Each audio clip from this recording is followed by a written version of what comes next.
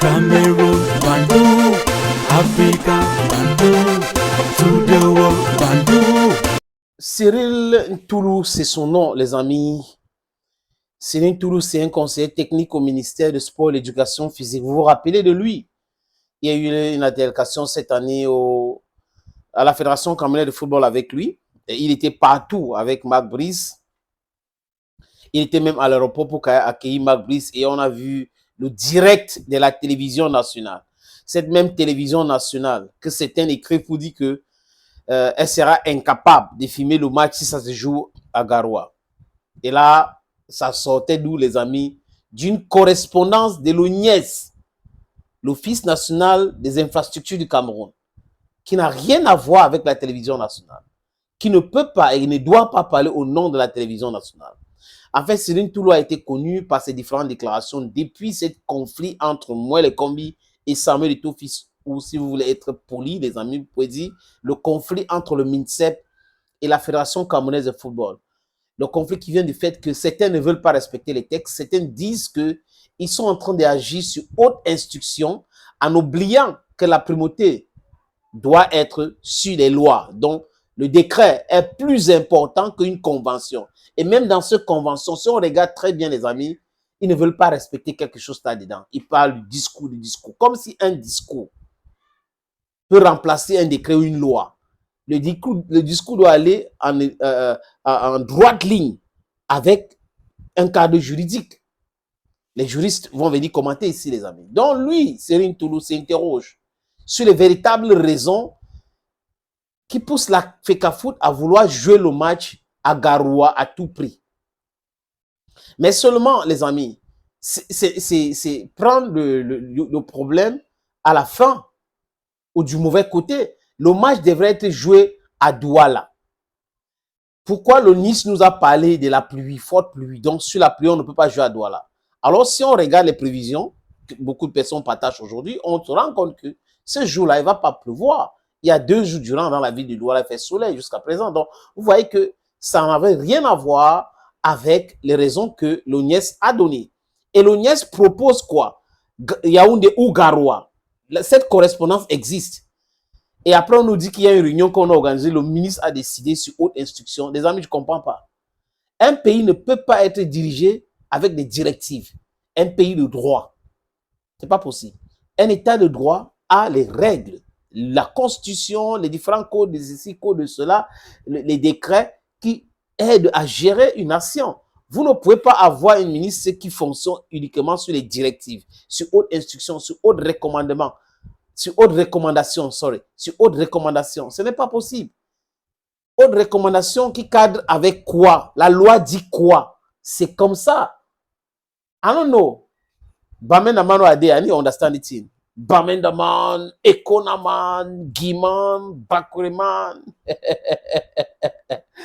I'm proudly Anglophone. Yes, I'm proud. No shaking. Now, our brother, they can't.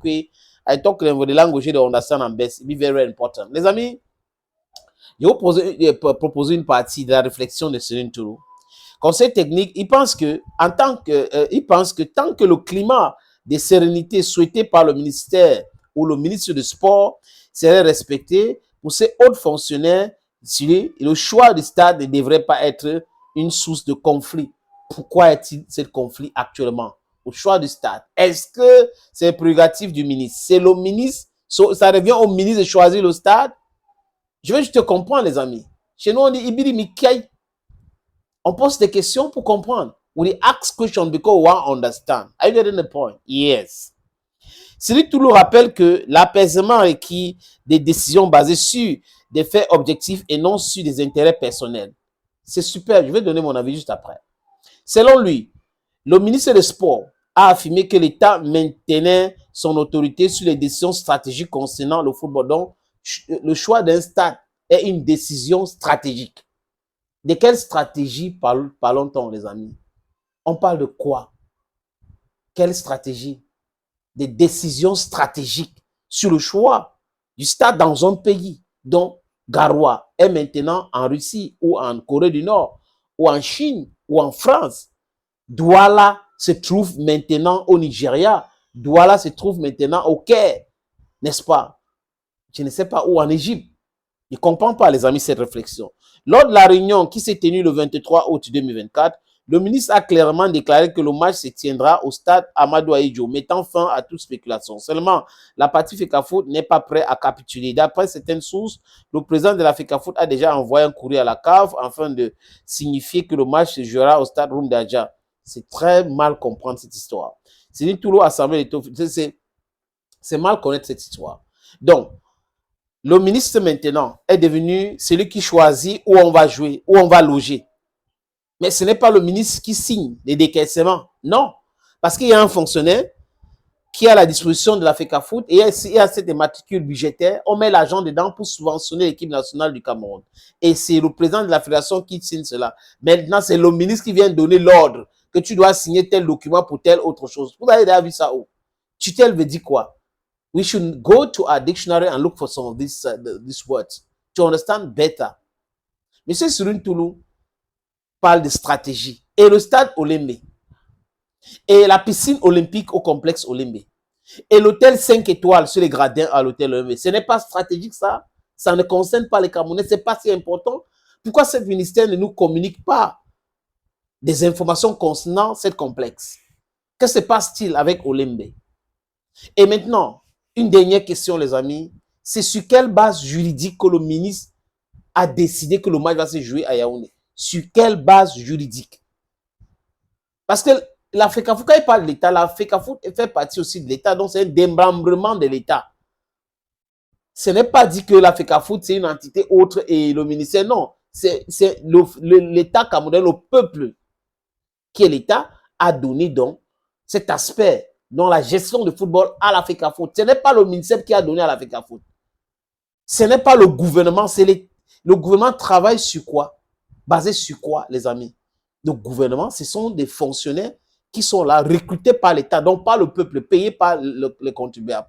C'est comme ça qu'il faut comprendre. Monsieur Sidi Toulou, il parle de stratégie. Stratégique, l'État est debout, l'État, c'est dépassé cette époque-là. Aujourd'hui, il faut parler du droit. Le droit dit quoi? Parce que vous avez dit qu'ils sont prompts à dire nous sommes dans un état de droit, état de droit. Maintenant, parlons de droit. Parlons de textes.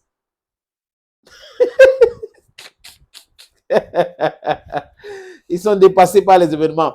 Hey, I have a thick skin. For your information, I have a thick skin. I need argument, I don't need insults. It will never work. It doesn't work like that. Nobody pays me to see what I'm saying. I say it from facts and that I've gathered here and there. That's all. So any other thing is total bullshit. Thank you, friends. Bamendaman, Giman, Ekonaman, Bakoleman, I'm proudly your Anglophone brother.